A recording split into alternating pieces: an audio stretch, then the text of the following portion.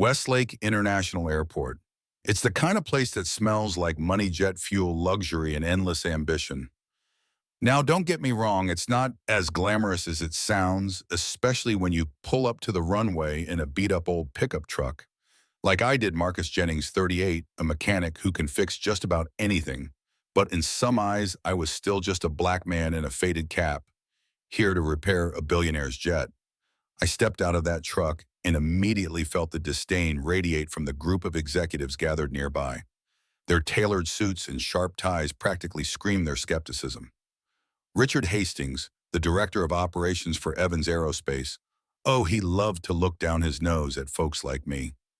"What's this?" he muttered, his tone dripping with disdain as I approached. "Did they send us a mechanic or a handyman?" Laughter rippled through the group, and I could feel the heat creeping up my neck. It wasn't just their mocking laughter. It was the palpable disbelief that swirled in the air, like I had no right to be here, like they couldn't see beyond my worn-out work boots and grease-stained hands. But I wasn't just here for them, I was here for the job. As the runway supervisor explained the urgency of the situation, the jet had to be airborne in two hours, I felt my stomach twist. The previous technicians had misdiagnosed a critical pressurization system failure, and if we didn't get it fixed, that jet would be stuck on the tarmac, meaning a lot more than just inconvenience for its billionaire owner. And then I heard her voice. Alexandra Evans, the CEO and owner of the jet. She was everything I wasn't: elegant, confident, with an air of authority that turned heads. She stepped closer, her gaze locking onto mine. "Are you Marcus Jennings?" There was something genuine in the way she said my name, and for a brief moment, the laughter faded away. "Yeah, that's me," I replied, trying to sound as calm as possible while my heart raced. "I'll need all the info on what's been done and what you were experiencing." As I got to work, I felt eyes on me, sharp and critical, like I was a science experiment under a microscope. But something about Alexandra's presence made it easier to focus. She stuck around, watching silently, her curiosity apparent. The seconds turned into minutes, and with every tick of the clock, the pressure mounted. I dove into the pressurization system, my tools dancing against the components with familiarity. And then it hit me. I found the issue. It was almost laughably simple, yet it had been overlooked. 30 minutes of concentration, and there it was fixed. I felt a mix of pride and bitterness. How many times had my expertise been dismissed in a predominantly white industry? As I wiped the sweat from my brow, Alexandra stepped closer again. "I don't understand," she began, her voice steady. "How did the other technicians miss this? They didn't take the time to really look." "It seems," I said, finding it hard to meet her gaze. But here's the thing, there was a turning point brewing. Right then, Richard Hastings stormed in, his expression somewhere between annoyance and false concern. "What's taking so long?" "We don't have all day, Jennings," he sneered, crossing his arms. "Or maybe you just don't have the skills we need." Before I could respond, Alexandra's voice cut through the air, sharp as glass. "You should really keep your opinions to yourself, Richard. His qualifications speak for themselves." He rolled his eyes, but Alexandra wasn't done.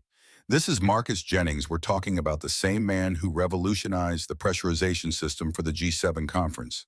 He has patents, awards." Richard's face fell, frustration flaring.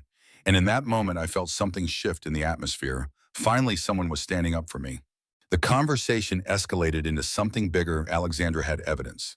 Evidence of discrimination that ran deep within Evans Aerospace, and the implications were staggering. As she looked at me, her determination was clear. "Marcus, I'd need your help to fight back against Hastings. You deserve recognition, and we can expose the bias that's been festering in this company." A call to action was blooming. This wasn't just about my pride.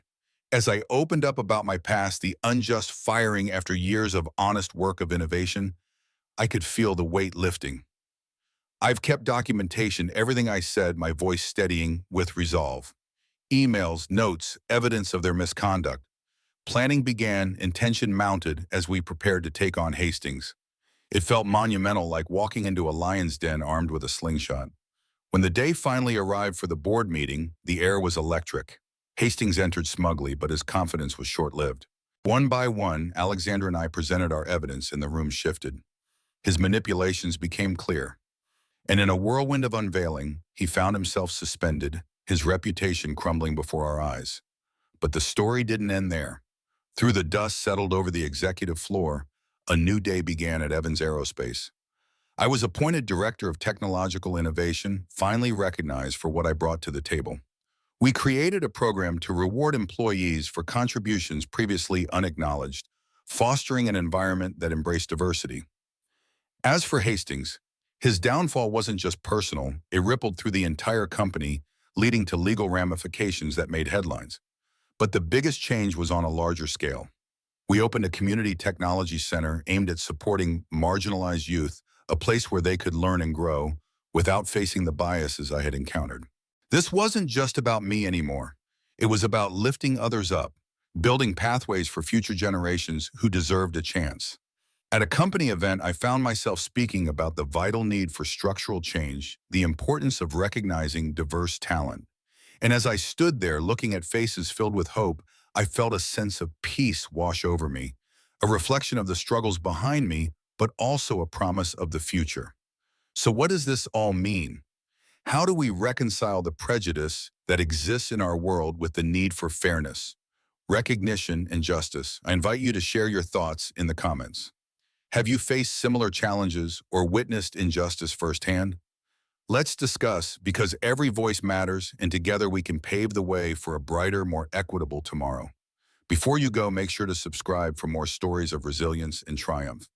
Because remember, change starts with us.